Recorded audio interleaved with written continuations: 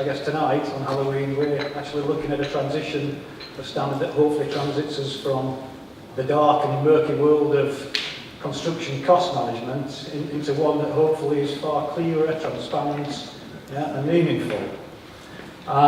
Just by way of a little bit of housekeeping, just out of courtesy to the speakers and panellists tonight, if you don't mind just keeping the mobiles turned down or on silent.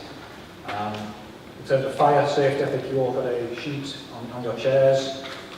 Should the fire alarm go off tonight, obviously we'll have exits at the rear and each side of the here. To introduce myself, so I'm Paul Jackson.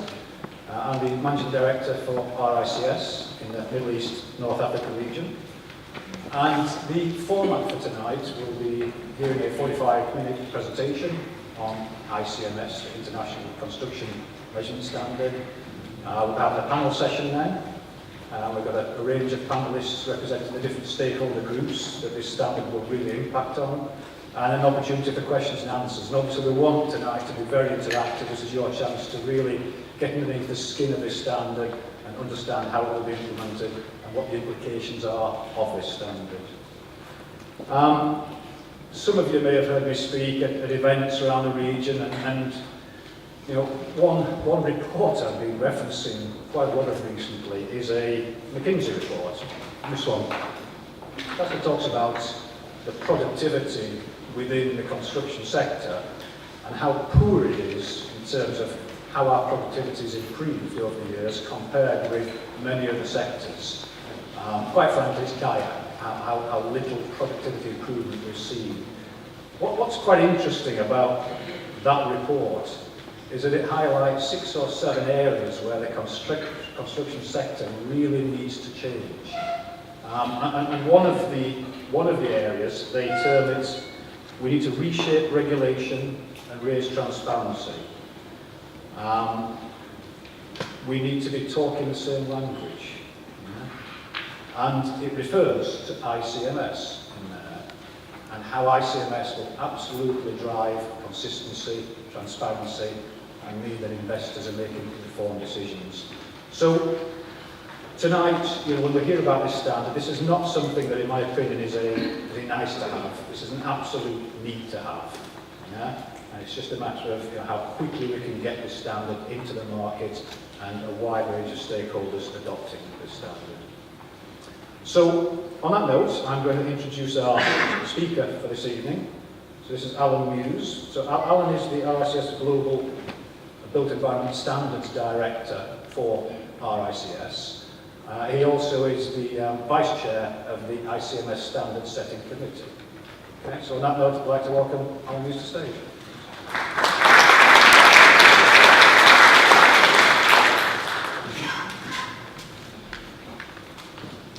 Thank you very much, Rob.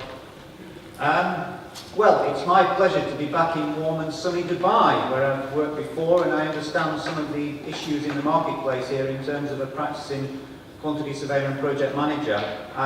So good evening, ladies and gentlemen. But think about this for a moment, please, just in terms of ICMS. If you've been involved in a major construction project, when was the last time the initial cost benchmark proved optimistic or inadequate? So raise your hand if this has never happened to you. Absolutely no one. Right, that's even worse than I thought. Not many at all. So this is the point about ICMS. There are many points to ICMS, but one of the major points is that international construction measurement standards will allow us to compare construction costs on a consistent basis between markets and present in a globally consistent way. And it will help alleviate the problem of not knowing the cost envelope for a project before we embark upon it. So this evening I want to talk to you a little bit about the RICS, for those of you who are not RICS members, because this is an open forum in terms of the construction industry. A little bit about international construction measurement standards as an overview in terms of high-level cost reporting. Some of the benefits that accrue from ICMS in terms of practitioners, consultants and contractors in the marketplace. Some particular issues about ICMS in the Middle East that have been raised in a pre-discussion for tonight's event. and then we'll move on to implementation and the panel session that Rob's just discussed. So, about RICS, for those of you who are not RICS members, we are a truly global organisation now in terms of global professional membership. We have about 120,000 members, of which about 35% are outside the UK. So we're a truly global organisation. And we aspire essentially to create professional standards and regulation for our members that are truly accepted and implemented on a worldwide basis. So it's a role that we've been undertaking since 1868 when we were set up by railway surveyors in the Victorian railway boom, and it's a role that we want to continue doing in terms of the new technologies and the new standards that we're bringing into the international scene for construction. So RICS operates across land, property and construction. And one of the issues that I think international standards in this area is bringing to the fore is how those three areas of activity speak to each other in a common language as well as across markets. So today we're talking about international construction measurement standards, but how they relate to the property world as well is equally important. So as I say, the RICS's central mantra now is to set global standards for the profession and regulate the profession against those global standards.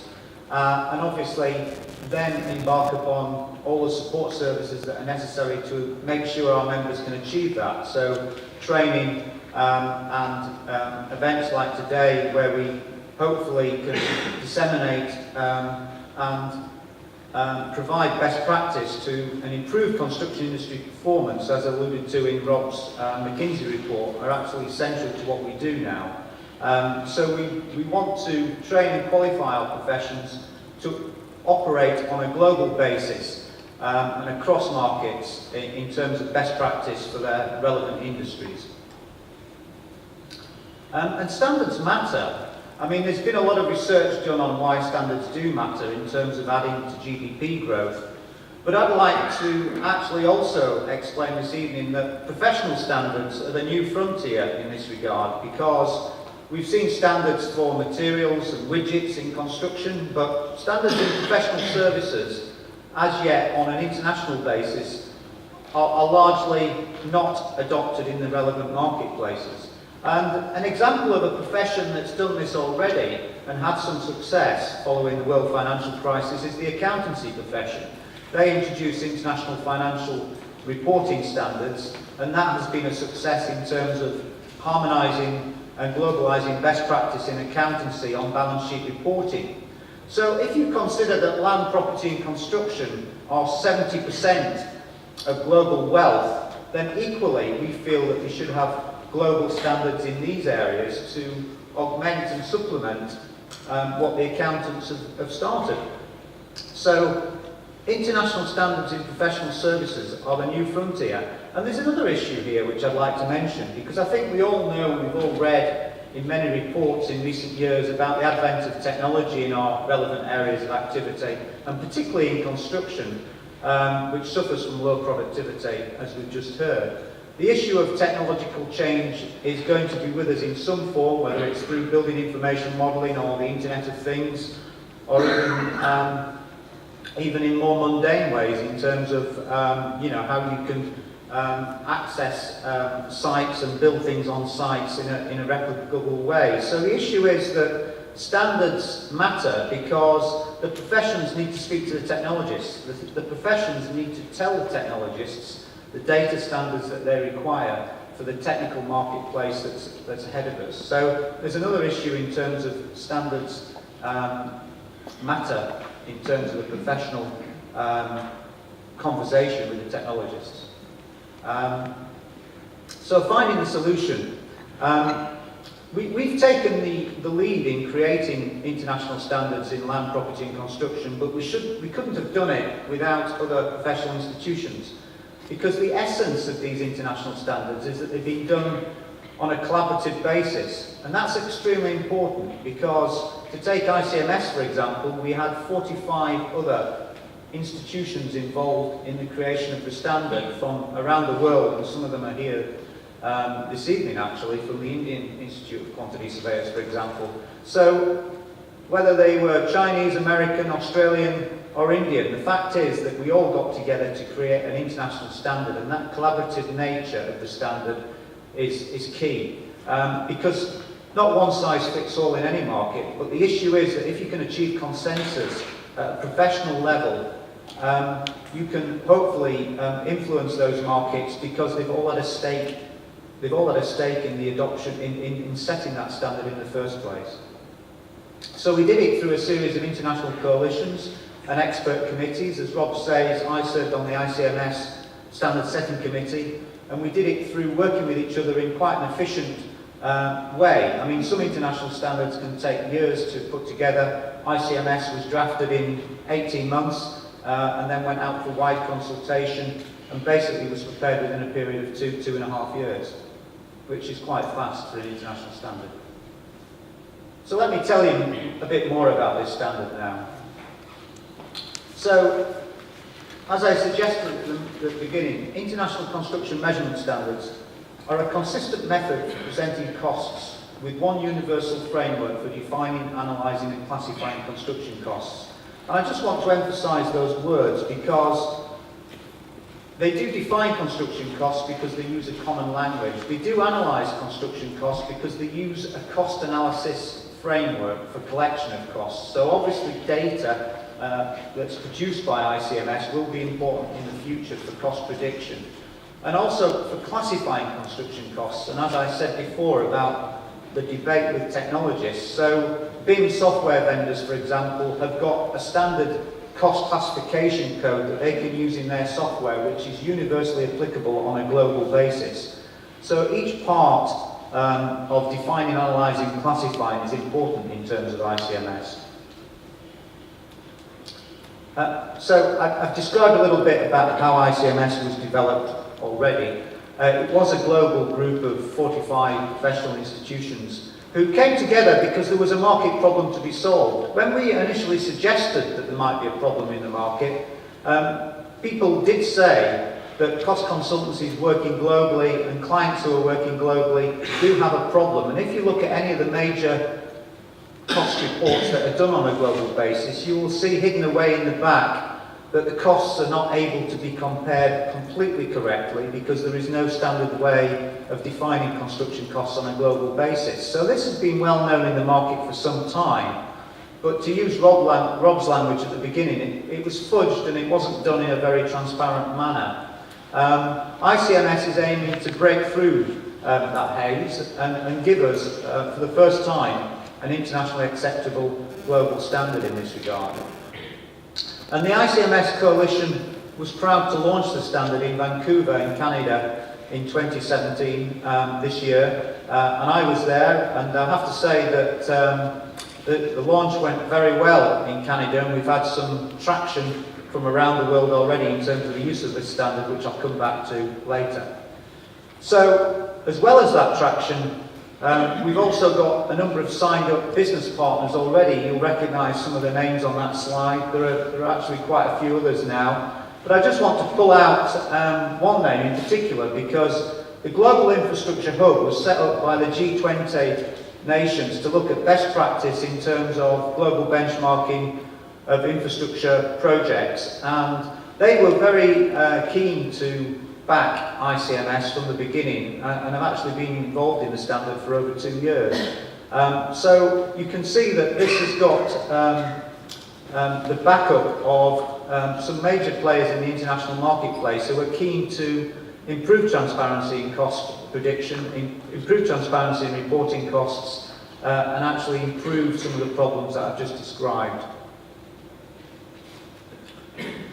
So why is there a need for ICMS in the first place? Well, clearly, if you're an international investor or if you're an international end user, there is a problem in comparing costs between borders. There is also, as I suggested earlier, a problem in comparing costs within regions of large countries and within states, such as in Canada or the USA. And until now, organisations have not really been able to do that on a consistent basis, as you can see from any major cost report study that's been issued in the last 10 to 20 years. As I said before, you'll see the caveat about how costs are not directly comparable.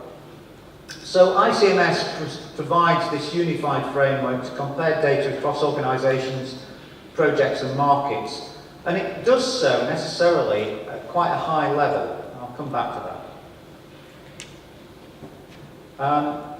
But again, one of the problems in construction, of course, is that we build many projects over time and over budget. And we've got some examples of budget busters there. If you look at any, but this could be any large scheme in any country of the world, we have significant cost overruns on a number of infrastructure projects at the moment. But some of these historical examples are there just a reminder that as an industry, we do need to get better at this. And one of the reasons for this, it's not the sole reason, but one of the reasons is that we have optimism bias, or we have the wrong cost envelope that we're building the project from the beginning. We don't have enough data in order to inform us what is a realistic cost to build the works. So I'll come on to some ICMS benefits now, which are already showing themselves in the marketplace. So obviously it's an improved cost benchmarking framework which provides greater comparability between projects for quantity surveying professionals and their clients. And I think this is an important point. Obviously quantity surveying professionals, if asked to do this, would do it because it's a fairly seamless transition from most national standard methods of measurement at a granular level, cascading the costs upwards to a fairly high level cost definition like ICMS. There is not too much more work involved in doing that for most cost professionals.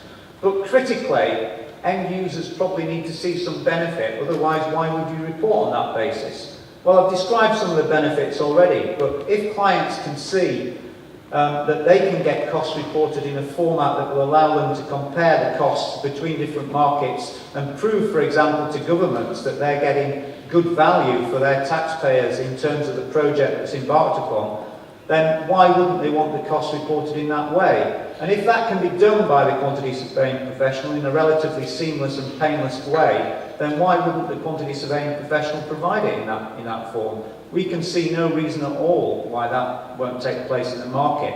And what the market's shown us already since its launch in July is that a number of cost consultants, as provided on the previous slide, have already taken up the cudgel in that regard and are already reporting to their clients on this basis, because they have a lot of global cost data already.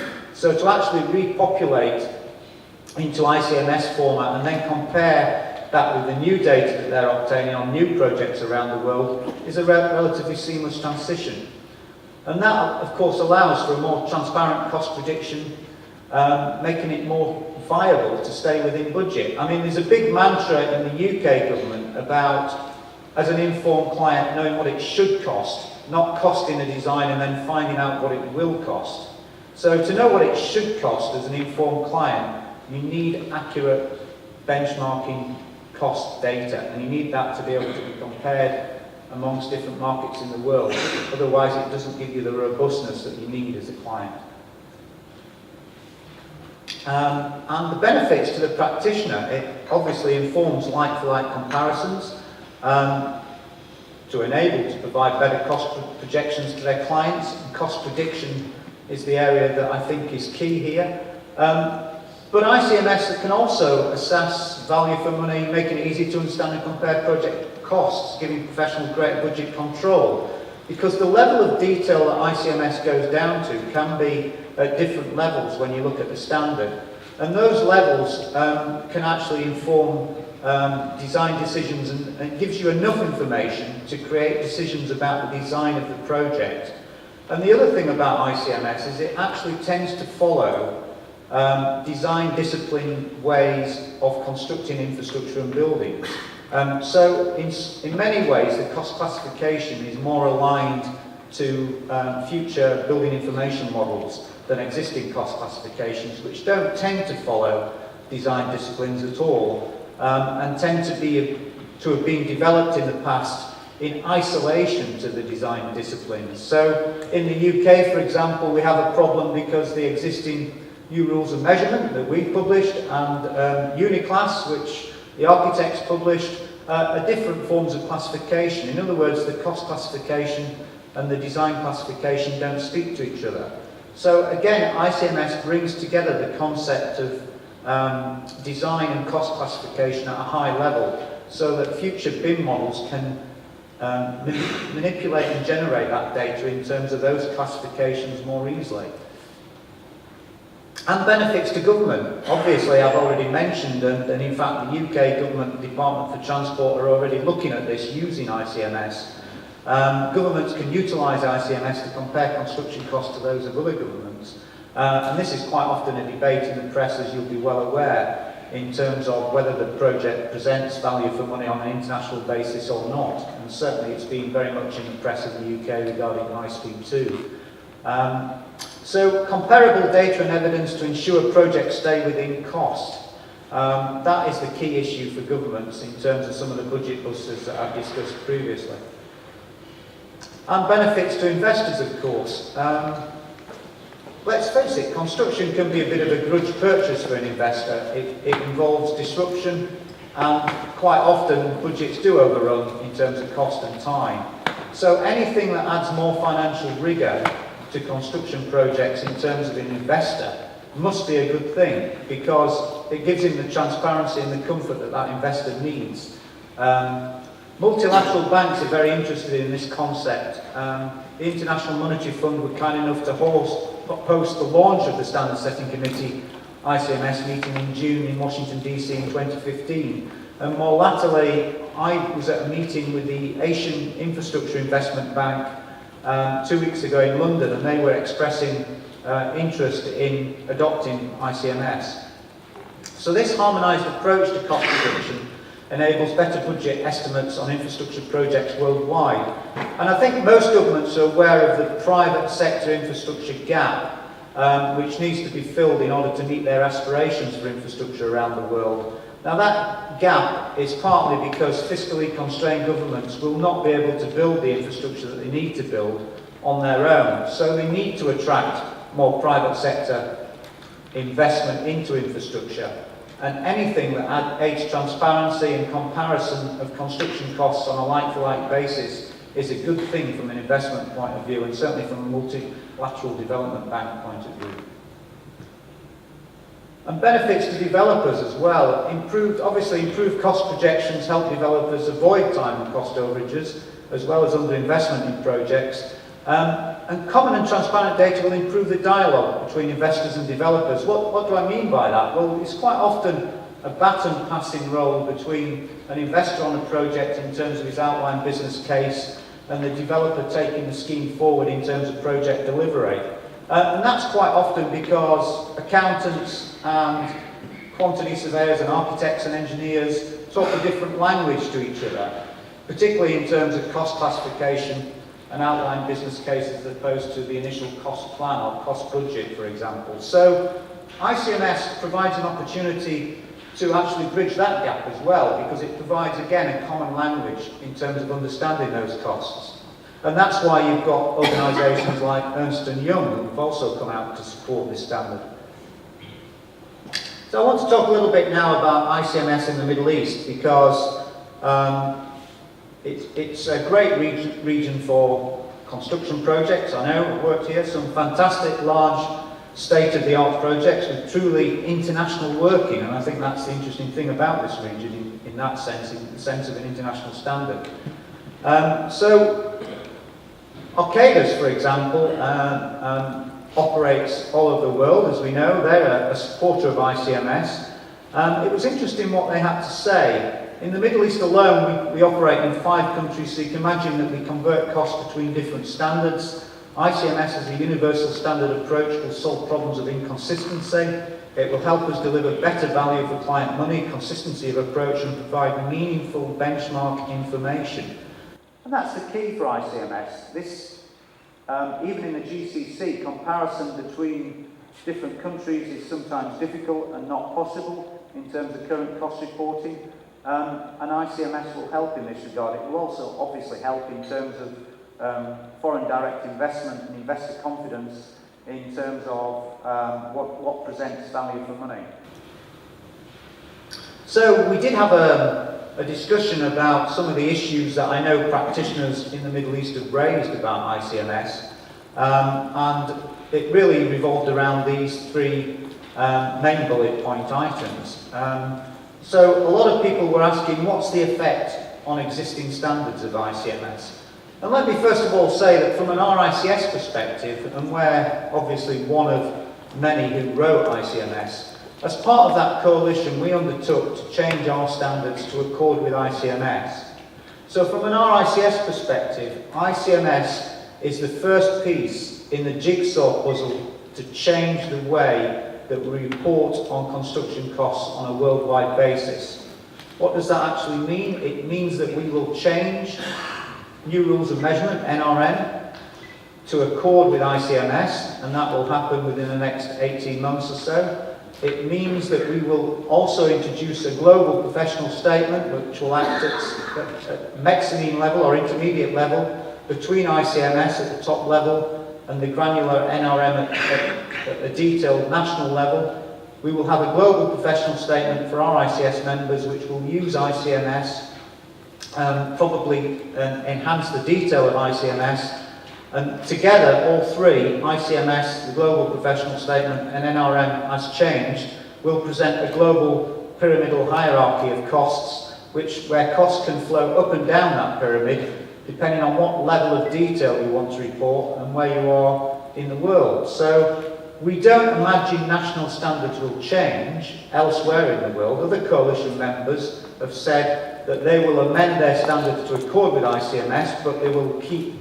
obviously, their own national standards as well. What we're trying to create, though, is a translation between their national standards and ICMS at a high level wherever you go in the world, and that's perfectly possible with modern technology. So, as I say, it will affect existing standards, and the RICS vision is within 2 to 3 years to have a pyramidal hierarchy of construction cost classification for worldwide reporting. What it also means, because I know POMI is still used in the Middle East, is that we will have to, in terms of that vision, withdraw POMI. POMI, Principles of Measurement International, was produced in 1979 and has no place, quite frankly, in that new pyramidal hierarchy of construction cost classification. So this is going to change the granular method of measurement as well as changing the high-level method of measurement. ICMS is the first step in that journey. Also, some of you will be aware in the room of another international standard which is already well developed, called International Property Measurement Standards, which was developed to harmonise property floor area measurement around the world. ICMS for buildings does require IPMS to be used. So when you're expressing the cost per square metre of a building, we would expect the cost part to be ICMS and the per square metre part to be IPMS. And what that means is that we want to use IPMS and ICMS symbiotically in that sense, and when we create data standards, which we will do for both of them, we expect them to talk to each other in terms of machine code that software vendors will use so that you can analyse costs on a global benchmarking basis between buildings based on what a cost per square metre, and the cost means something that's defined and the per square metre means something that's defined.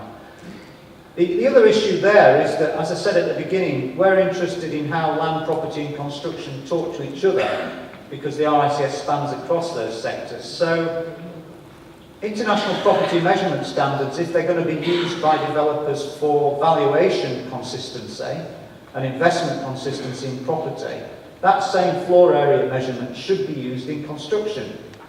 Now, I've worked in construction and I know that there is quite often a disparity between what the property industry measures and wants to achieve in terms of its building and what the construction industry measures in terms of cost, i.e. what quantity surveyors measure. So this degree of harmonisation between the property and construction industry is another step forward, I believe, in terms of making sure that clients and developers fully understand what they're getting from their professionals. And then I think the third issue is the business implications. You know, people say, and I know this came up a lot with IPMS, this is a change in practice, it will add to costs. Well, you know, maybe there was some change with IPMS, although I think it was generally fairly minimal, and I think that's proven to be the case now that it's been out for a while. But with ICMS, as we understand it from the large practices we've already spoken to and who are business partners, the change is fairly minimal in terms of being able to also report in this way. So as long as you set up your systems to report in ICMS, you can still go on and report costs in the way that your client might specifically want or that you're used to reporting in. But as an addition, you can present the costs in ICMS format relatively painlessly. And therefore the change in practice, although it's an important change, is relatively seamless in terms of the professional practice. And the other major issue here is data collection, because we do envisage that we will create data repositories for use by Building Cost Information Service, for example, in terms of cost benchmarking based upon data produced by BCIS. Now, as I said before, some of this information is already being produced because people have got a lot of global cost data already that they can reformat into ICMS classification and use it to predict future costs based upon ICMS reporting. However, what we're interested in from a professional institution point of view and collect cost data through our BCIS arm is that if we can use ICMS to collect cost data that's directly comparable around the world and validate that data, then that is a very useful service to the industry in terms of improving cost prediction for future schemes. So data collection and the use of data from ICMS is something that I think it will be important for the industry moving forward. And I think it raises the spectra of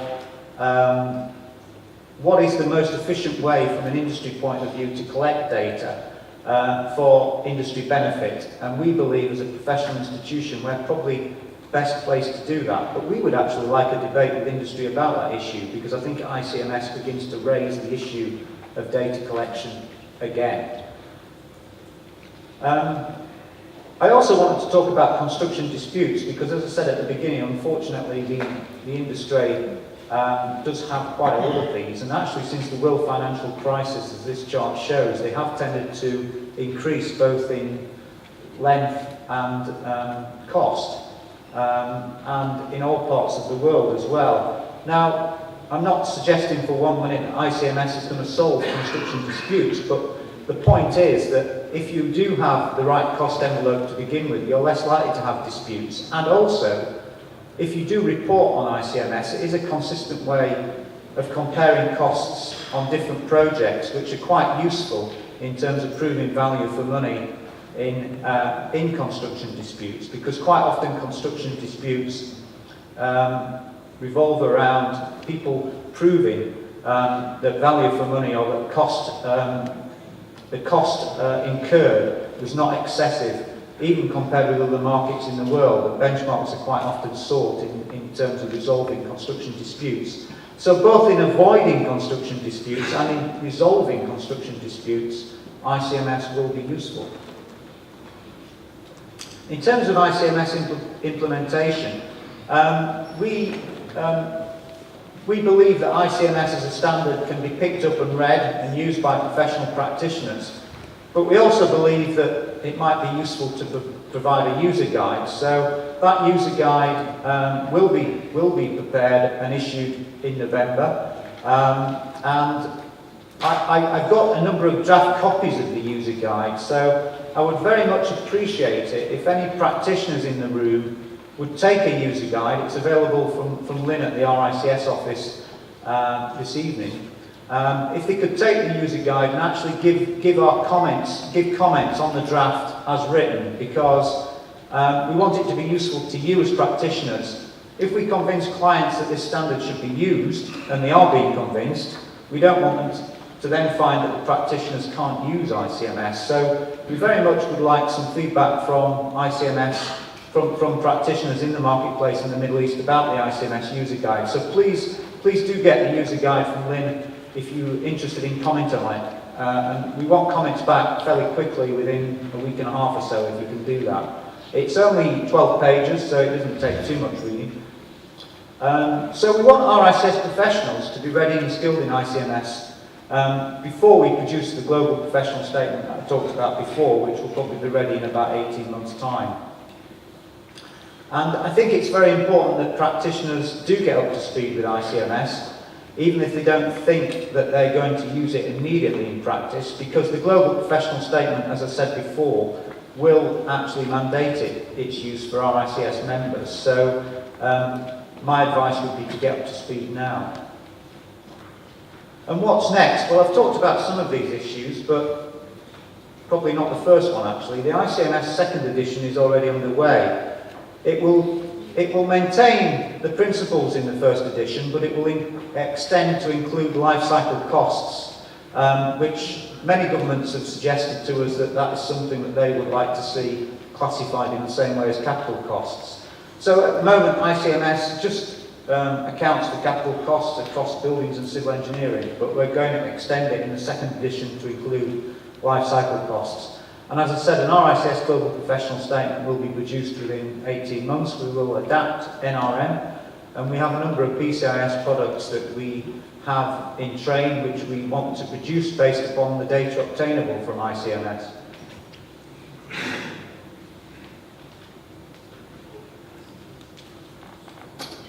So just before I hand over to Rob for the panel session, I want to say in conclusion that this is a statement actually written by professionals for professionals. In other words, for the practitioners in this room, it's your standard.